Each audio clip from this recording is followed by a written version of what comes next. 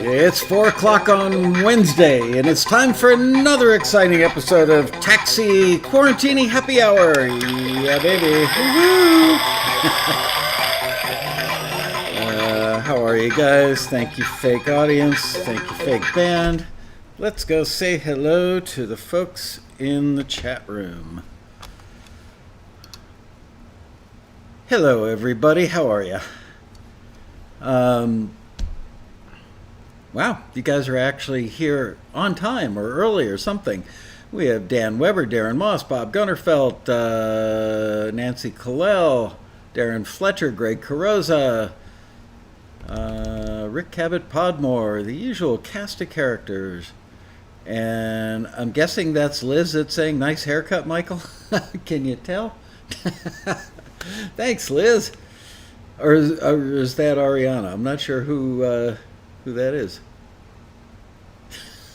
I never know who from the staff is in the chat room anymore. It's Ariana. Hello, Ariana. How are you? Good to see you. So I thought, well, maybe I should just shoot the breeze for a minute before the other folks show up so I can make this big announcement. Hello, Michael McGraw, Andre Stepanian, Uwe Shai. Am I getting that right? Uwe Shai. Peter Rahill. Okay, so let's talk fishing. Hello, Yuka, Daryl, Martin, Tony. Let's talk fishing for a minute before I announce what today's show is really going to be about. That is from our very own Jan Weilage. Sent me this last night. That is her son holding up a nice size. That's a monster snook. That one looks to be, I don't know, 20, 25 pounds maybe. Excuse me. So that's a lot of fish to eat right there.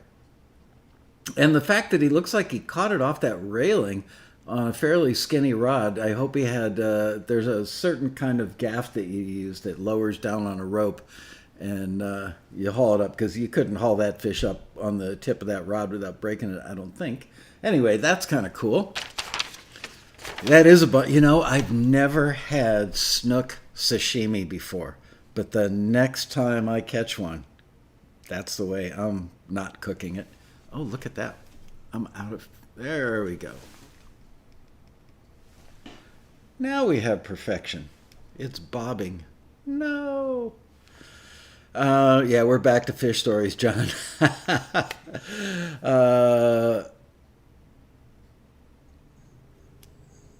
No, Nancy, if I have to bait your hook, you can't come fishing with me. Anyway, I also wanted to read you this very short but very nice... we get these emails from people that are our clients that we send your music to from time to time. And we always appreciate the fact that they say anything at all, because usually they're too busy to reach out. But this music library owner sent an email to Tom at our staff, who is the head of the A&R department, and it simply says, "Dude, I can't believe how good these are." Talking about a batch of reimagined covers of hit songs that we sent to him recently, I would guess. Yeah. Probably yesterday or today. So nice to know that we get emails like, "Dude, I can't believe how good these are." A man of few words, but with much import, after all. All right. So that's all that stuff. Hopefully now we've got some folks gathered in the old chat room in the audience. Hello, Robert Valacourse, Mark Wiggins, Jan Weilage. I just held up that. Jan, how much did this snook weigh? I'm guessing 20-ish pounds? I just told everybody all about your son's fish. Wow, it was over the size limit. Any idea how much it weighed?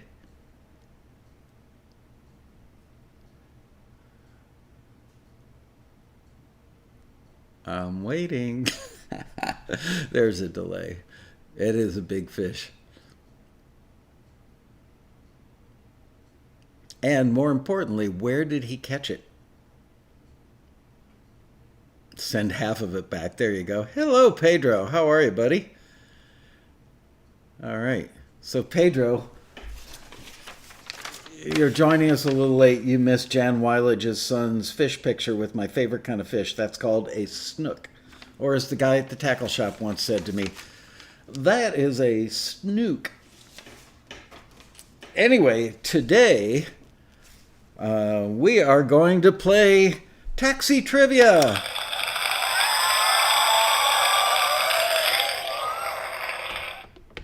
Now, I think that just about everything in here has been mentioned on Taxi TV at one point or another. We've actually used many of these taxi trivia questions for previous episodes of Taxi Trivia in years past.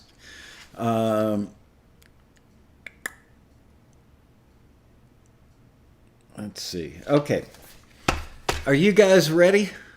I should probably give out a prize. I'm looking around. What can I give out as a prize?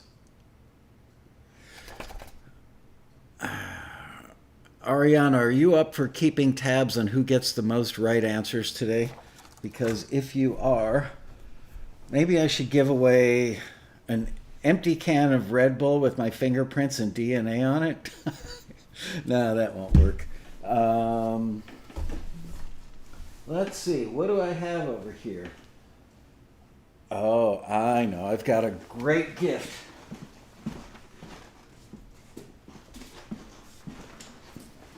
Okay.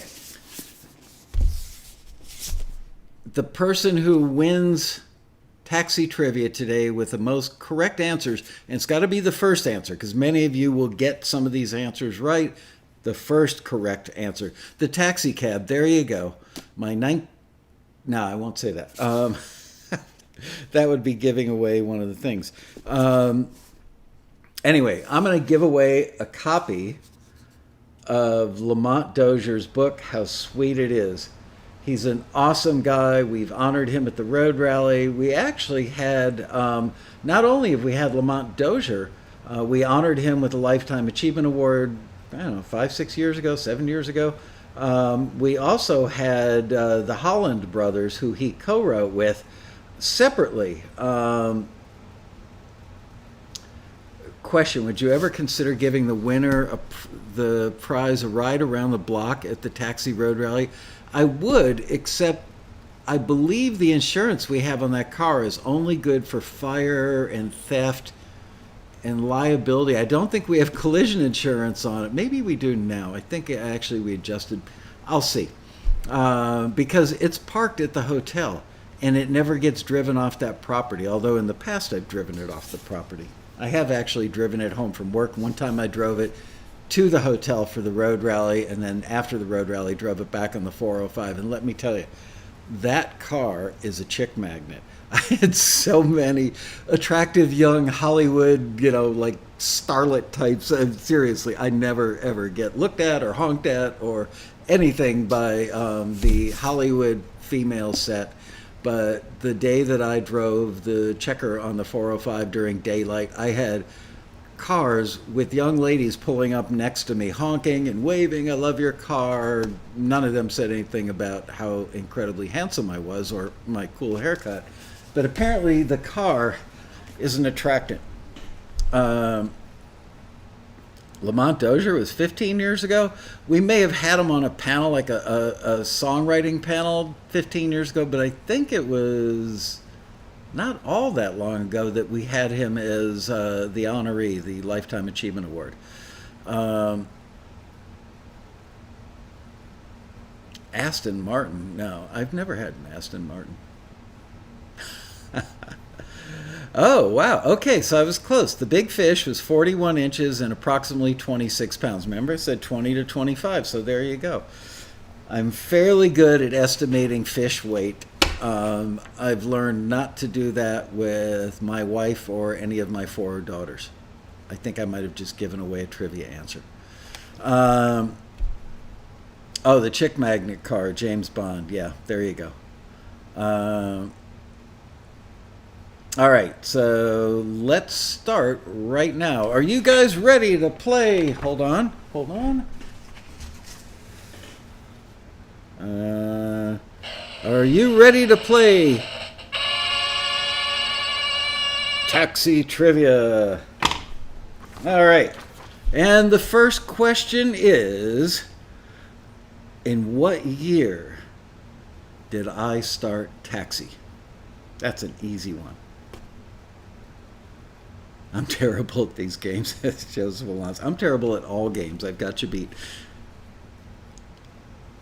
Darren Moss is the winner, 1992. First guy out of the gate with the answer. Tony Salatos is 1901. I love some of these. Wow, a lot of you guys got that one right. 1852. Yep. That's where all that gray hair came from. I'm that old. All right. Good job on that one. Good thing I'm not giving away a plane flight because Darren Moss lives in Australia. What was my former business partner's name? Do do do do do do do do do do do do. Stumped you, huh? Goofy? No, that's one of my daughters.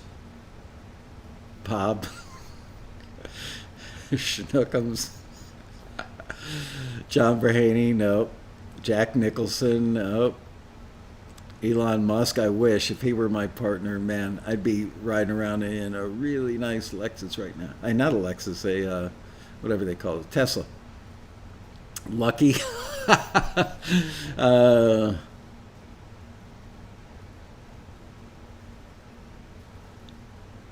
Richard Carr says, I don't know any real taxi trivia. I'm brand new. Hey, you.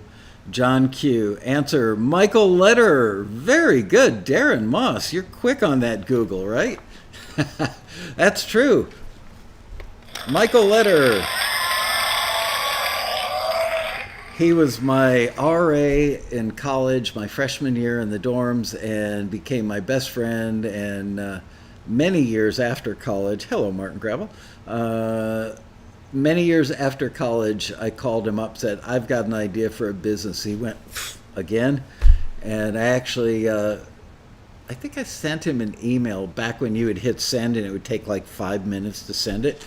Remember, this is like late 1991, and when he got the email, he said, I think the idea is solid, get on a plane tomorrow, fly to Dallas. We met with his accountant, and he funded the startup of the business, and then I think I bought him out, I don't know, 10 or more years ago. But I am always grateful for the fact that he took a chance on me. All right, here's a pretty easy one. Wow, Darren Moss remembered you met him at a road rally. Very good. Two Michaels, that's right. His nickname in college to a small circle of close friends was Jaime because he reminded us of a little old Jewish man named Jaime, come here. And so that nickname stuck, at least for me and the other guys, or guys and girls actually, in that small group of friends. And his wife used to give me endless grief. Please call him by his name. His name is Michael. Anyway, okay, question number 3. Which Los Angeles suburb was Taxi started in? I wish I had that music. That I have to pay for it. Da, da, da, da, da, da. I probably have to pay for singing that. Which taxi suburb, which Los Angeles suburb was Taxi? Darren Moss wins again. Darren, you're walking away with this. Woodland Hills, correct. Woodland Hills, beautiful Woodland Hills, California. And here's a little trivia that's not on the test. Why did I end up living in Woodland Hills when I moved to Los Angeles in 1988? Because one of the game shows, and I don't think it was Jeopardy, but one of the game shows that was on the air when I was a kid always said, if you'd like to be a member of our studio audience, please send your request to blah, blah, blah, Woodland Hills, California. And I always thought, Woodland Hills sounds so nice. I think I'll live there someday. So when I moved to LA, I rented a place that was like a furnished, I forget what they call them, but there's like three of them in LA. A lot of actors come out for like pilot season and stay in these places. And I was staying in one, Cassie, were partially right. I was staying in one in Burbank. I just got hired out here to run a really big audio post production company. And deciding which part of town I was going to live in, I always kind of knew I wanted to live in Woodland Hills. But every weekend I would get in my car and drive to a mall in a different part of town. So, because I moved out here, I kept my apartment in New York and moved out here with nothing but a suitcase full of clothes and lots of photographs of my daughters. And so every weekend I would go buy things like bedding or kitchen utensils, and I would go to different malls in different parts of town to kind of get a read on what those different areas were like. And then I went to a big mall in Woodland Hills. When I got off the exit, I saw this giant apartment building sitting there staring me in the face. And I went, that's the one for me. And I drove into the parking lot, went into the rental office. They showed me an apartment. I signed a lease. Boom, done. Woodland Hills. Okay, well, I just gave away that one. I'm not even going to do it. What type of building was Taxi started in? We all know now it started in an apartment building. And if you guys don't get this one, then you have not been loyal watchers of the Quarantini Happy Hour, okay? Which famous guitar player was one of Taxi's first screeners?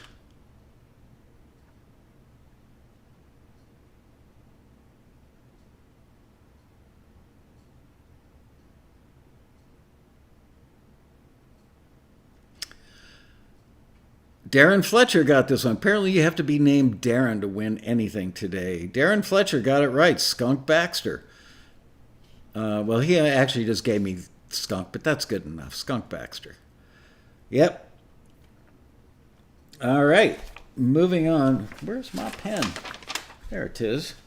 I'll check off the ones I've done already. As if I can't look at the paper and figure out what I just read. Here's another pretty easy one. Pedro Costa has not been a loyal watcher. Well, that's because you're so damn busy. You know? What did we call the method of wrapping your lyric sheet and submission form around your cassette when making a submission to Taxi? What did we call the method of wrapping your lyric sheet and submission form around your cassette? Ooh, somebody got it right. Darren Ma. Oh no, Darren Fletcher got it. Burrito. Man, this is like a battle of the Darrens. Oh man. Hey, guess what my middle name is? There's a trivia question. Let's see who gets that right. What is Michael's middle name?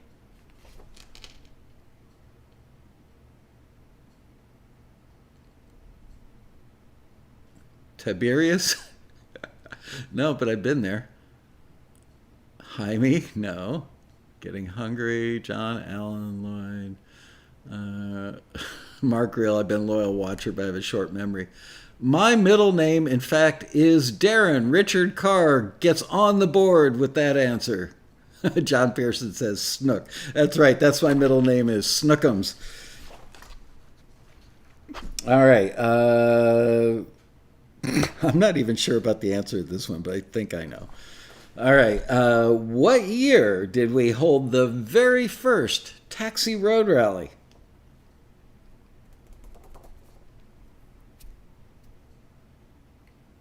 I think I know.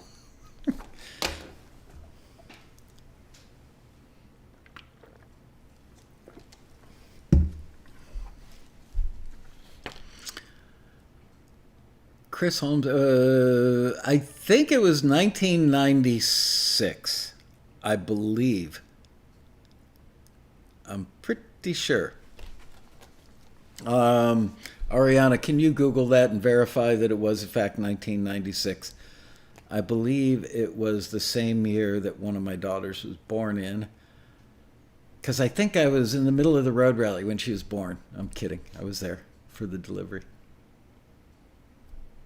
I love watching babies be born. It's magical. I was just telling somebody, I was just telling my second oldest daughter this past weekend that I asked the the doctor if I could deliver her because I was so enthralled with the birth of our first daughter and watching the whole process. I figured, look, I got a doctor and all these nurses in the room, and if anything goes wrong, they're here to bail me out. So I looked at him. I said, I think I know how to do this. Do you mind if I? And he looked at me and went, no way. I did cut the cord. It's crunchy. Umbilical cords are crunchier than one would expect. They make it's like cutting cartilage almost. It's funny, I cut the cord on my daughter's, but not on my cable system. All right. Peter Ray Hill. Ew. All right. John Pearson did the same, cutting the cord, the most amazing experience. Did I do it with my teeth? No. Excuse me. Wow. All right, well, we'll have to find out about that. I'm pretty sure it was 1996 because I remember it was the same year as my daughter being born. So we're going to go with 1996. Andre Stepanian says, give me some fishing questions.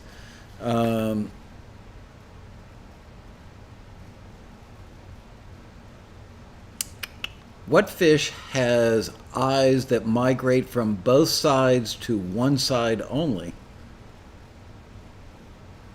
Wow, Cass, your son's getting married? That's awesome. In California?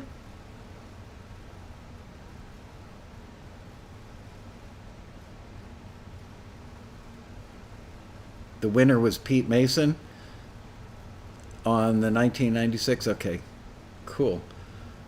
Il Raso Emil got it correctly. Flounder, but yeah, all the flatfish.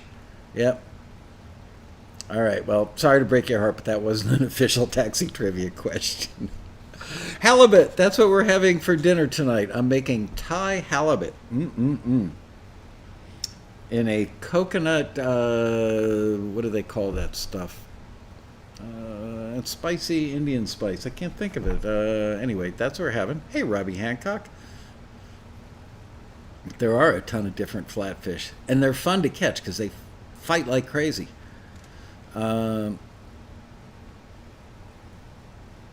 Just for the halibut. Curry, thank you. Spicy coconut curry sauce with cilantro. We're going to grill the halibut and then drizzle the sauce on. That's right. You got to literally stand there with halibut and push your finger down on it when it feels just right. You go, come on. Okay, on to the next official question. Which Los Angeles suburb was the first road rally held in?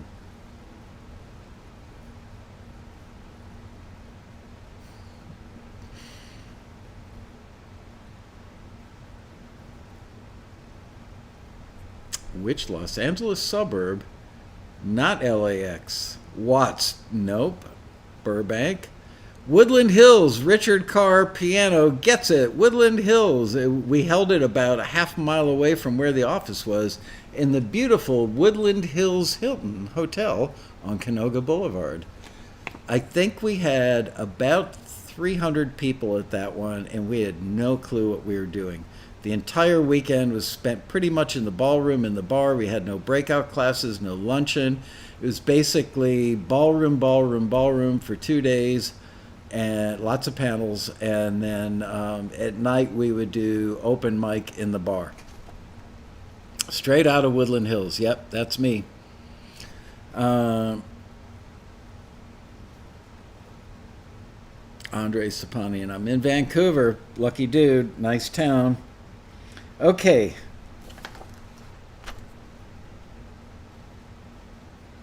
It's fine. I was just talking about this with somebody last night. What was the name of the song Kenny Rogers got because of a Taxi Connection that resulted in his first #1 single in 25 years?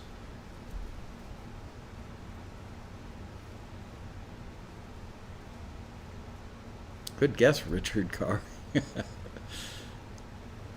Darren Moss wins again. Buy Me a Rose. Yay! Wrecking Ball.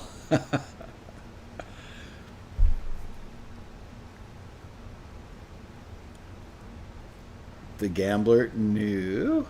Yeah, Darren Moss is on fire. All right, let's see if he gets this one.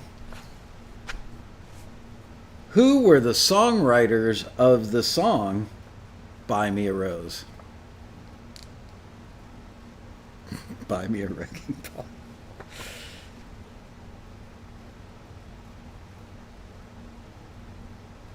I actually mentioned their names on the show a couple of weeks ago. Hunt and Peck, nope. uh, Darren Moss, dude, you are amazing. Eric Hickenlooper and Jim Funk. That's right, the Lennon and McCartney of Taxi. Jim Funk and Eric Hickenlooper. It's funny, some of our most successful members, as far as like actual dollar amounts earned, Funk and Hickenlooper, they made great money on that song. Oh, and who were the guys? Adam and Andy. I just mentioned their last names on the show. Adam Watts and Andy. They got all that stuff.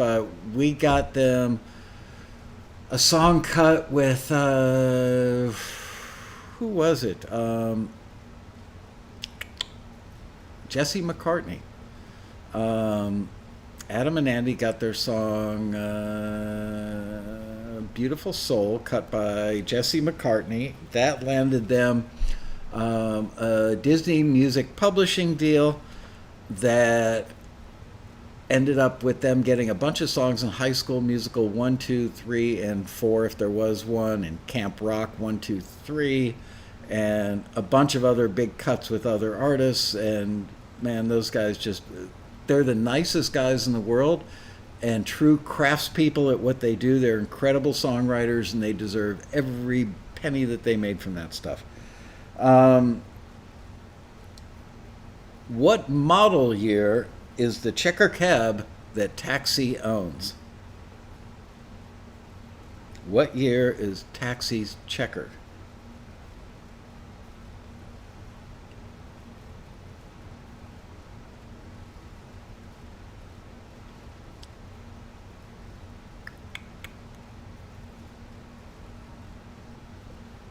Wow, you guys are all over the place. Nobody's nailed it yet. Some of you are close.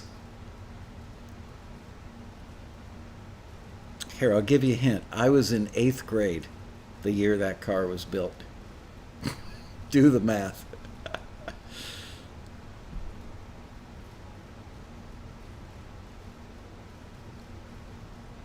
No, I was not in 8th grade in 1955. I was a year old in 1955.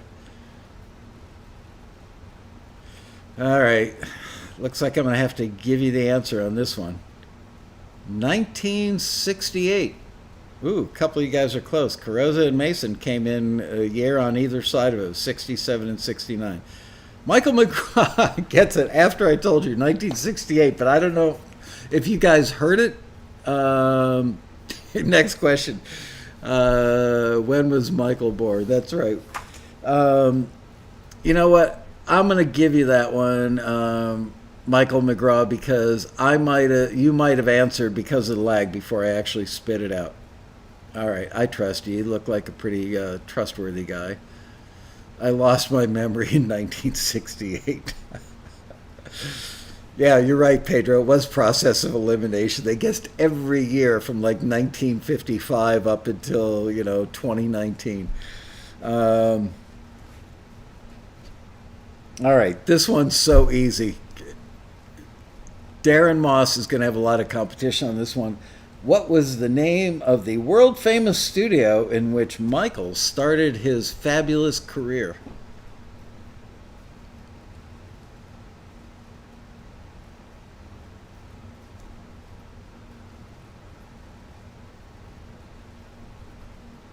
Which famous recordings? Not Triad. Nope. Pedro Costa got it right. Criteria.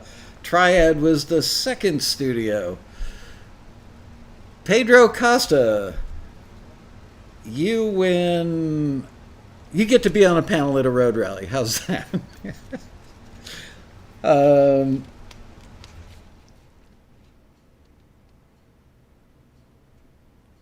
All right. How old was Michael when he got his first job in the industry? That job at Criteria.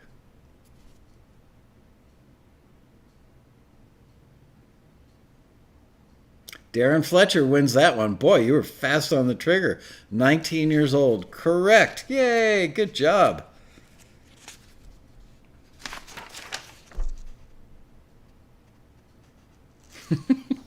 Some of these are pretty funny.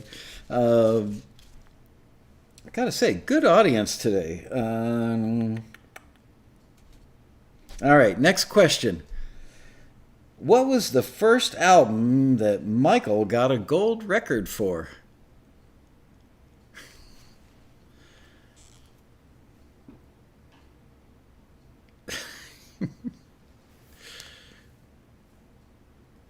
Which album was the first gold record for me? I'll give you a further hint. I was only the assistant engineer. Baby Shark. Not Melanie, not Long May You Run, not Bee Gees. Kiss Double Platinum, no. Alan McCool gets it with Firefall. Correct. With You Are the Woman. Remember those songs? You Are the Woman, Cinderella, Mexico. Some great stuff in that. Russ Never Sleeps. Oh, you're close there. All right. Next question. On which album did I engineer several songs, but only got a platinum album and no credits in the liner notes?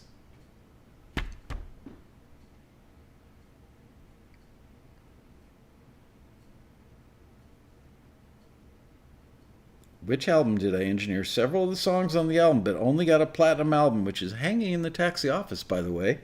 But they didn't give any engineering credits. Nope, not Clapton. Not Comes a Time. I actually got credits on that one. Yeah, only a single platinum. And recently, I just found out I just got the gold record. Long May You Run. Nope, got credit on that one.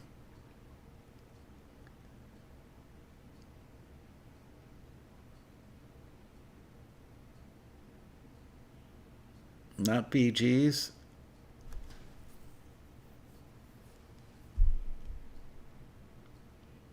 It was a Neil Young record. You're in the ballpark, but I've worked on, I think, 3 Neil Young records.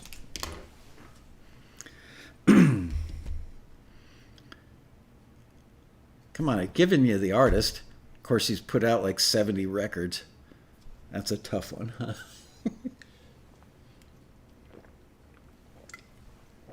Russ Never Sleeps. Darren Moss wins again. That's true.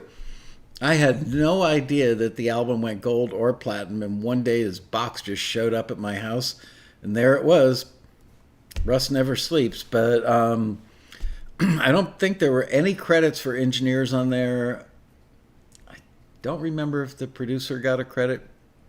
I mean, there was no producer in the room when I worked with Neil. Neil was the producer, and I was the junior producer because he would teach me stuff.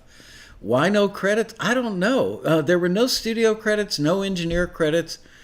I think it just said like produced by Neil Young and David Briggs, and who was quite a character, by the way. But I never worked with David on any of the Neil stuff. I met him in Nashville. Actually, if I remember correctly, I think Ralph Murphy and I and David Briggs might have gone out eating and drinking one night. And I think that was the night that I got, oh yeah, I got in trouble. I was on the hood. I think David Briggs had a Cadillac, if I remember correctly, like an old classic Cadillac. And I remember sitting on the hood of that car while Briggs was driving up Music Row, and I was holding on like to the wiper blades or something. We got pulled over. I got in trouble. I got in big trouble. All right. All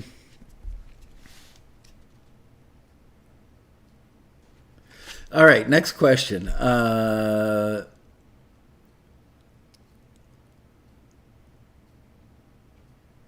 Okay.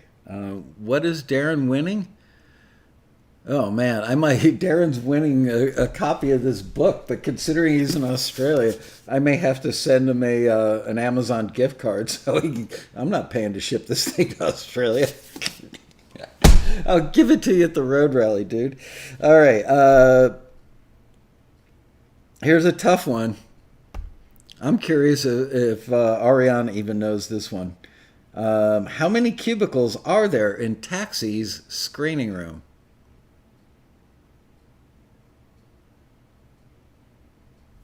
How many cubicles are there in Taxi's screening room?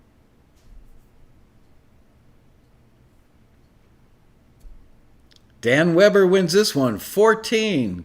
Good answer. Did you guess at that or did you actually know? Pedro Costa knows 14.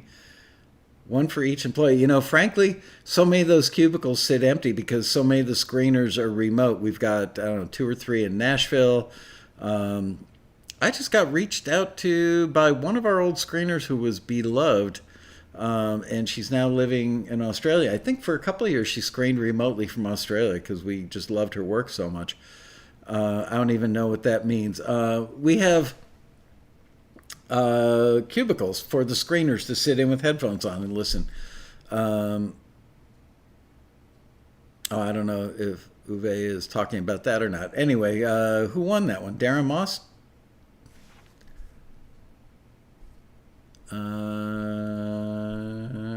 No, Dan Weber. There we go. Congratulations, Mr. Weber. Okay. I'm not even going to ask this one. Is which famous Motown songwriter was a Lifetime Achievement Award recipient at the Taxi Road Rally? Could it have been him? Yes, it was. All right.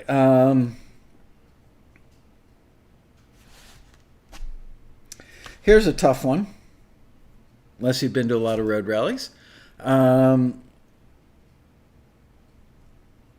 Which member of the band, was also an honoree at a Taxi Road Rally? Do, do, do, do, do, do. Bum, bum, bum. Robbie Robertson, correct. Peter Rahill wins it. Yeah, baby. Woo-hoo! See, if Darren Moss hadn't typed the word answer in all caps, he might have beat Peter Rahill to the trigger on that one. Might have. But Rahill got there first, gotta say. All right. You're going to love this one. Okay, pay attention carefully, guys and gals. What words were painted on the chest of the fully naked guy who stood up in the ballroom at a Taxi Road Rally?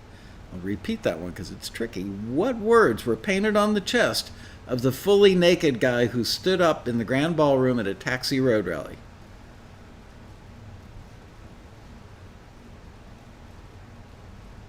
Darren Moss says, forward me. No, but that would have been better than what he had. Baby punch my face? No, but that wouldn't surprise me if Wild Man Chris would do something like that. Sign me? No. Arrest me? He should write, submit, repeat. Write, submit, forget, repeat. Nope. Give me Rockstar energy drinks? Nope. Hey, Tomas, how are you, man? I hope you all like what you see. No, we didn't like it either. Darren Moss, where are my pants? Oh, what am I doing here? Please call me Richard. Taxi sucks. No. The V word, no. I'll give you a hint. It was 2 words. The first one started world's smallest undies, no. Where's the bar? When is lunch? What happened? I'll give you a really good hint. The first letter of the first word was a U, and the first letter of the second word was B. U-B. Darren Moss's next answer is, it's cold in here. I've told you this story about when the sound guy who looked like a lumberjack carried him out of the ballroom on his shoulder, like a log over his shoulder, and, oh, you're so close. Cass McKenty is very close. And let's just say his humanity was hanging down and dangling in the wind, and you could see all the ladies on the aisle seats that he got carried out on were all like, ew. I think even the guys were going, ew, for that. More cowbell. Unsigned band. You are so close, Cass. Unknown boy, also very close. Or hold on, was oh, you got it, you got it, you got it. Alan McCool got it. It was Unknown Boy. Yep. And he's forever known as Unknown Boy. We still don't know his name, but we remember his actions. Did he get kicked as a member? I believe he did, actually. And we do have pictures. I mean, incredibly inclusive photos of that moment. The photographer was on his game that day. Underbutt. Robert Valacourse. I'm not even going to read that one out loud. All right, here's an easy one if you are avid watchers of Taxi TV. Which single song does Michael think is the best performed, best engineered, and best produced song, at least in my lifetime? Asia, Peter Rahill, man, fast on the trigger. That's 2 for Rahill. Nice work, Peter.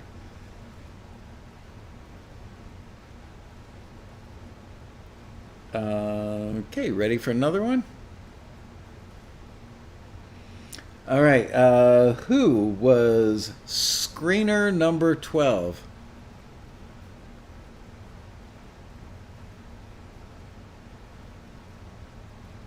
Who was the famous screener number 12? I believe he's one of only... I've got to give that to Pedro Costa, John Brahaney. Nancy Callell said John, but not Brahaney, so Pedro Costa wins it. I don't remember what Katy Perry's screener number was, to be honest. We could figure it out.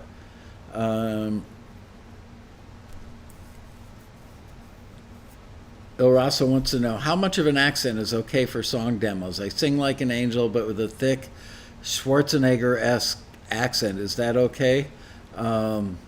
Especially if the song is called I'll Be Back. Hey, what was the song Baby Come Back by, was that Player? Who did that song? John gave you your first forward. Man, I hope you framed that. Yeah, Katy Perry was a screener. Absolutely, Liz. Before she was famous. The day she got her record deal that made her famous, it was actually her second record deal. She got dropped by her first label. And I actually met Katy. She was standing at the front desk, right there at your front desk. And I walked in the lobby. I had no idea who she was. And she was wearing like I think either a white t-shirt or a hoodie, pair of jeans, baseball hat. And that's right. Pete Mason, Katie Hudson. That was actually her name when she worked for us. Mark Wiggins says, I'm out of my league with you geniuses.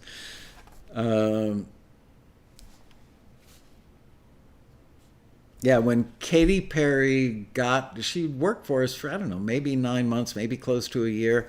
And one day she came down to my office and sat in one of the 2 chairs in front of my desk and got a little teary-eyed, said, I can't tell you how much I appreciate working here. It's been great. You've gotten me through a tough financial time in my life, but I just got a call from Jason Flom and he offered me a record deal, so I'm out. Bye. She actually called me several years ago. Let's see, about 6 or 7 years ago, she called me. And she was, I want to say, in Sweden. And who's the famous Max Martin? She was with Max Martin, actually, in the room in Sweden. And she called me and she said, I don't think I've ever really thanked you for keeping me alive during those, that dark period in my life. And I want to let you know that I was so broke that my car had been repossessed and I had to rent a car from Rent-A-Wreck every time I came out there to screen. And literally you put food on my table and I've been forever grateful. And I'm coming to LA soon, want to come to the concert. So, yes, my wife, myself, and our daughter Gabriella and Gab's best friend went to the Katy Perry show. Um,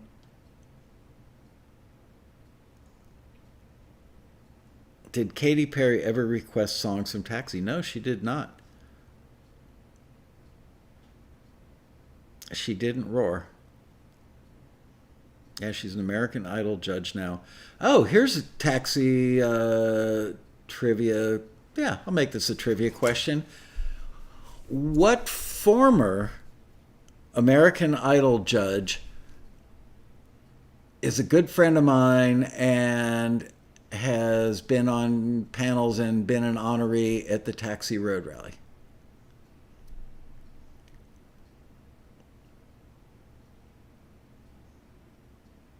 Not Randy Jackson. No, Randy has been on a panel at the Road Rally, but that's not the one I was thinking of. I'll tell you more about that in a moment. Um, Howie? No, Howie Mandel's not an American Idol judge, is he? Howie Mandel shops at the mall right by our office, though. We see him sometimes not shaking hands with people. Boy, was he prescient or what? Steven Tyler. It's her, not Paula Abdul, although a good friend of mine managed her career for many, many years. Taylor Hicks, no. Jennifer Lopez, no. I'll give you a hint. That's right. Ariana is correct. It's a woman. First initial of first name is K. Go, Pedro already got it. Cara Diaguardi. Yep. Cara Diaguardi. So Pedro wins that one. Sorry, Ari, can't give you that one. Your staff. Wow, Pedro, that 2 or 3 that you've gotten now. All right, let's get serious.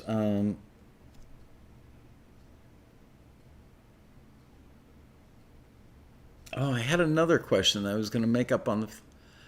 Oh, which member of the Taxi staff got 3 phone calls asking that person to be one of the judges on the first season of American Idol? Which person on the Taxi staff got 3 phone calls in one day asking if that person would come down to meet with the producers of the show about being a judge on the first season of American Idol? Bria or Deb? No. Dan Weber got it right. Michael Lasco, yours truly. They actually called me 3 times in one day. And my response was, I'd never heard of the show. Nobody had, actually. And they were like days away from going on the road to do auditions. I said, I can't do this. I got a company to run. Taxi was only a few years old. And I hemmed and I hawed, and I finally said, all right, let me think about tonight. And then I called them the next morning, and they said, yeah, we could tell you weren't that into it. We hired a friend of yours, Randy Jackson. So there you go. Yep. Oh, I said my response to them was, it sounds like Star Search. I don't want to be on anything like Star Search. And I really didn't. It's like, why would you want to be on something like that? I thought it'd be really cheesy, which it was, but it worked.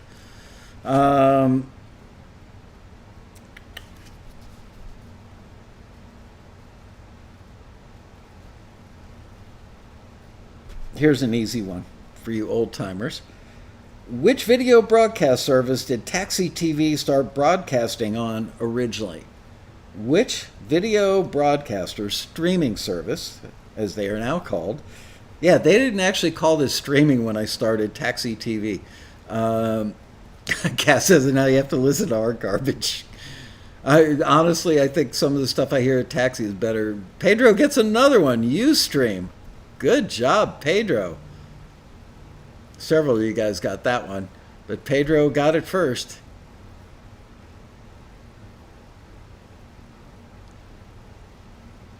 All right. Use something, says Linda Collin.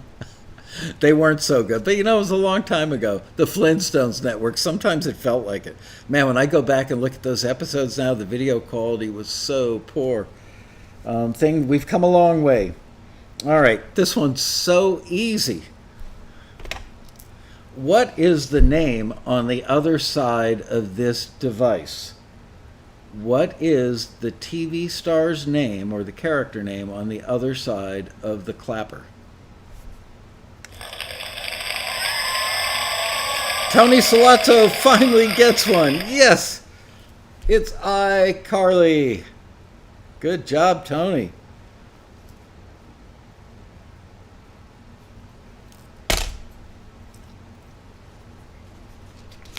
Oh, here's a good one that I've talked about on the show. I think I've talked about everything on the show. All right, next question. What part of Taxi's checker cab was broken until recently? Which part of Taxi's checker marathon cab was broken and needed to be replaced relatively recently, like before last year's road rally? Brakes. Cass McKenty wins that one. You betcha. Yeah, that was an $1,100 brake job. No, Mark Reel says, sign on top. Well, we used to have one of those, and somebody stole it out of the trunk of the cab, if you can believe that. I had a New York City roof light on these two super powerful magnets, and we'd put it on the roof before every road rally, and I don't know. We also had like a $300 cover to go over that thing that was like a custom-made super heavy-duty cover. Somebody stole the cover and the roof light out of the trunk of the cab when it was parked in the garage at the Westin.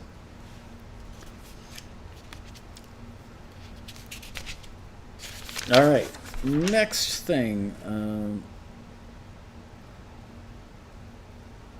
Here's a trick question. Who is or was screener number one at Taxi? Who is or was screener number one at Taxi? And remember, it's a trick question. Some of you have heard this before on the show and should know the answer.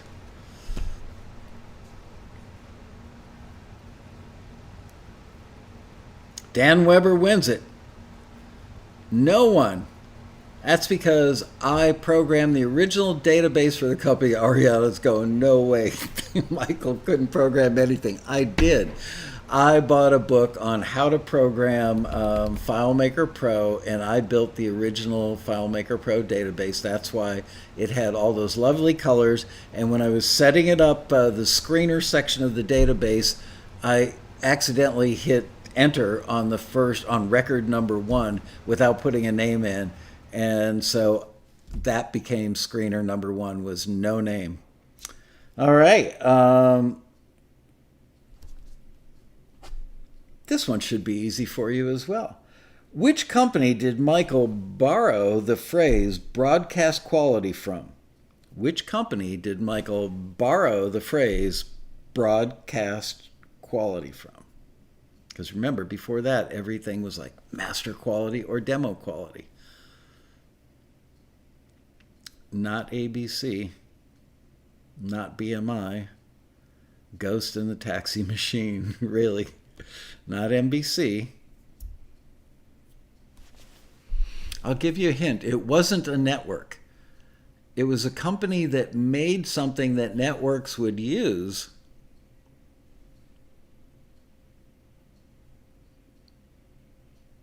No, none of the 3-letter networks. Not sure. Not Capitol Records. Not Sony or Sony. Not Disney. God, no, I would never steal anything from Disney. I'd be broke. My house would be on the Disney lot somewhere. No, it wasn't Sony, but you guys are kind of in the neighborhood. Both geographically and type of company. Not Neumann. Panasonic. Tony Salazzo wins another one. Good job. Yep. I opened up a magazine. I think it was Shoot Magazine. which is kind of like Recording Magazine for video people, and or as I love to call them, vidiots. And there was a page in there with a picture of a sexy new Panasonic shoulder cam, and it said broadcast quality. And I went, that's what is between demo quality and master quality, broadcast quality, good enough to broadcast. I started using it and it became an industry-wide phenom. So there you go. I started a trend. What did that get me? Nothing other than I get to brag about it on the show. Ooh, an update is ready to install. No, thank you. How much time? We got 5 minutes left? Wow. 4 minutes left. Okay. Oh, these next two are so easy. How many children does Michael have that he's aware of? No. How many children does Michael have? Meaning me.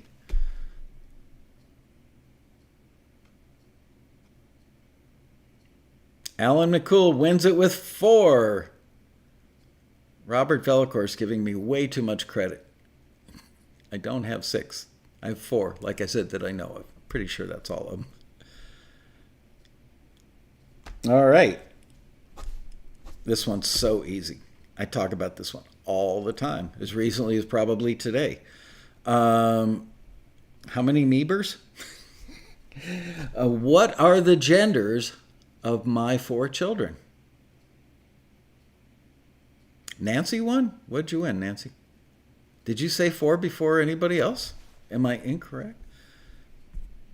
Let's go back. No, Alan McCool. First person said 4.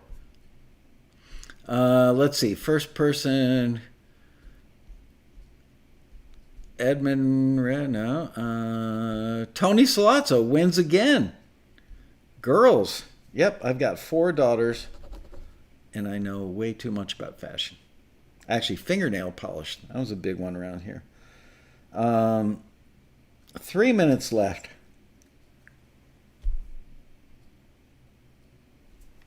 Here's one that I know that I've spoken about on the show.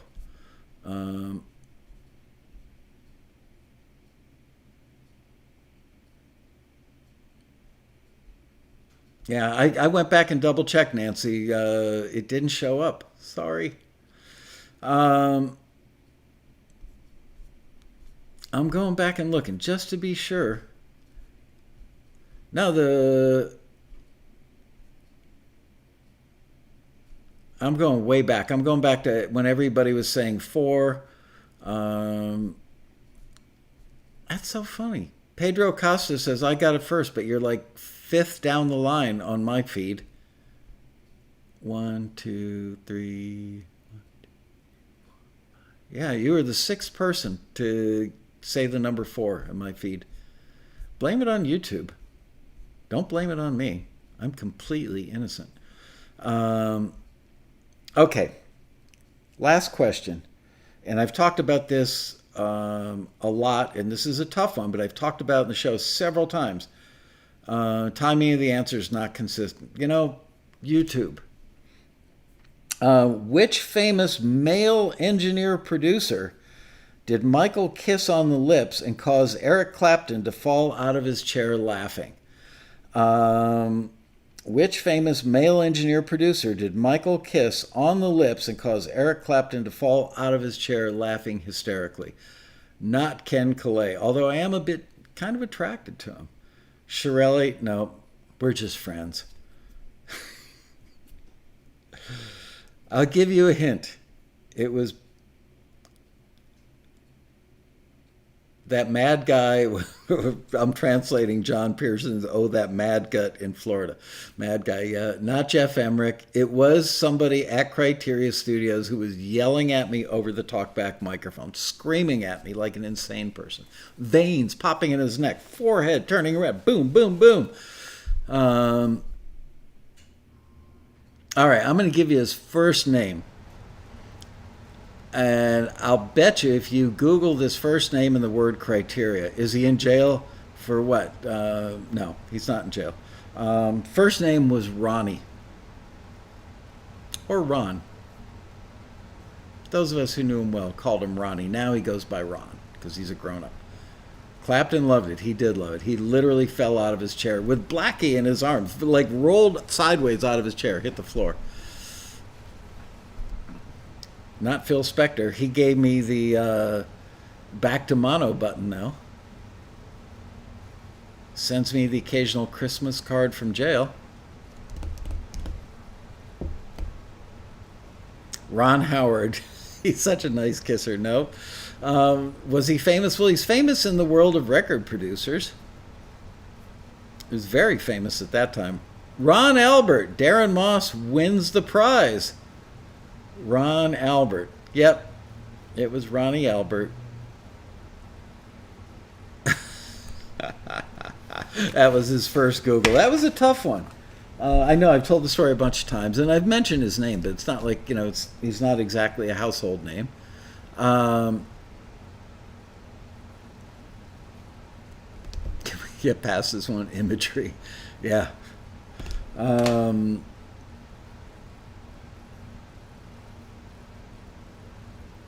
Darren Moss is our winner, and by a few points. Good job, Darren. All right, Darren is the winner of How Sweet It Is. So, like I said, I'm not sending this to Australia because it would cost way more than the book to get it there, but I would be more than happy to send you an Amazon gift card so you can go buy it. It's actually a great book. Anything that Lamont Dozier touches is great. His stories are awesome. So how about if we do that? I will send you, I don't know how much this book even costs, frankly. It's $32 in America, so I'm going to send you a gift card, an Amazon gift card for $50, and that should cover the difference, right? The exchange rate difference. Either that or you can hope that I remember to bring this one to the road rally, but $50 AU. There you go.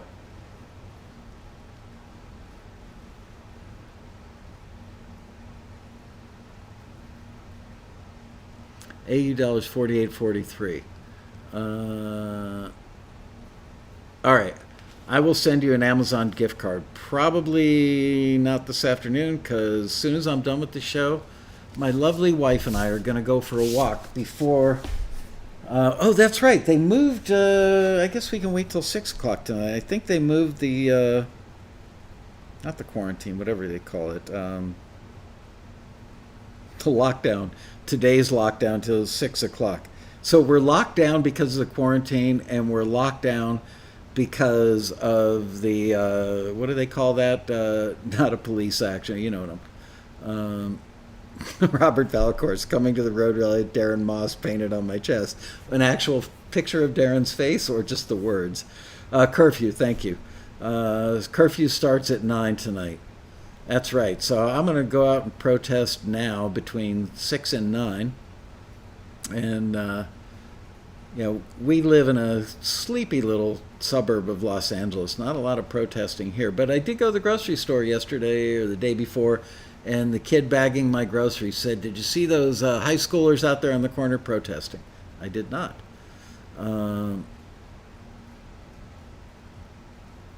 Anyway, all right, that is it for today's show. Thank you guys for playing a very lively round of Taxi Trivia.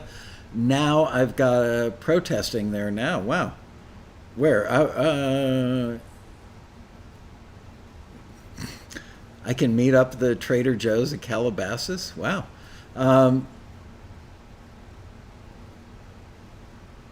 Really? Okay. Interesting. Good to know. Thank you all for playing. See you tomorrow for another exciting episode of Taxi TV's Quarantini Happy Hour. Yippee! Woo! Bye, you guys. Tomorrow we'll try and do something productive. I just needed a little levity in my day-to-day.